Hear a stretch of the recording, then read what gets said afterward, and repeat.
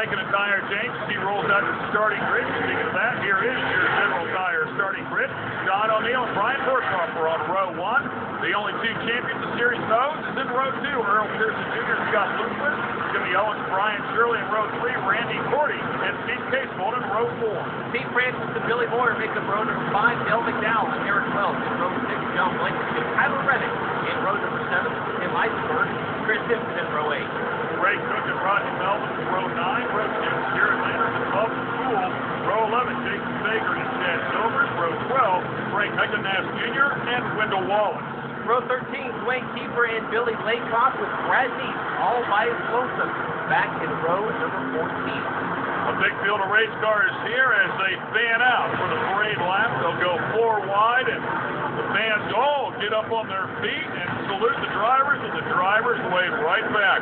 That does fill up the better part of that 70-foot wide track. Oh, absolutely. The most beautiful sight in all of motorsports with Bigfoot leading the way, and the fans are going to be treated to a great race here tonight. As we mentioned, first time for 100 laps in this series of Tri-City Speedway.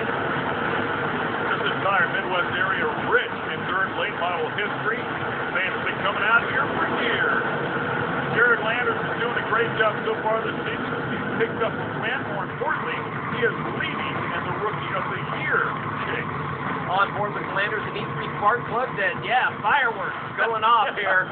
Big one. Yeah, you're not ready for that. You're in one of those cars. It's going to wake you up.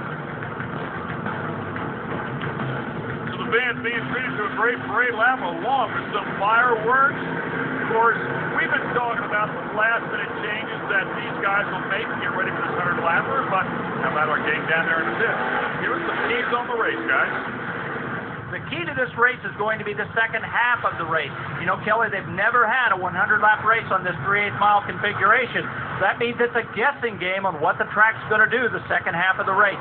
Whoever guesses right is probably going to win this race. And I think one of those drivers that's going to win is one of the guys that's starting up front here. It is 100 laps. It's a long time for these drivers to be on the track, but getting to the bottom of the track first is going to be the key and holding on. Don O'Neill starting on the pole, but the guy right behind him who won last year is the number 44, Earl Pearson Jr. And I would love to see him bring home a win here in 2011. He has winless so far, but guys, I think he can pull it off here, don't you think? One way or another, 100 laps here at Tri-City. Very interesting, top flight, entertaining. Thanks a lot, guys. And if the track does develop down there on the bottom, as predicted by the drivers, I'll tell you, EPJ might pick it up. Slowly bringing them around here through turns 3 and 4. Don O'Neill will look for the wave of the green flag, and we will start the battle at the meet. 20 grand on the line. Here we go.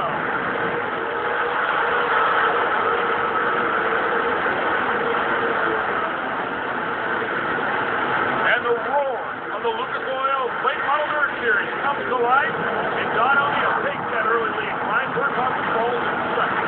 And you can see O'Neill right on that low line as he leads lap number 1, Berkey in the second. There's Earl Pearson Jr. and now Scott Bloomquist going to the top part of the racetrack. Jim Owens to the 20, working that low line as we go on board with Nick McCroll and the Ocho. Well, he is busy in there as well. Sawing up that wheel quickly. Heard those guys, especially Don O'Neill, said the top might work at the beginning, but they felt like it would slick off, blow off.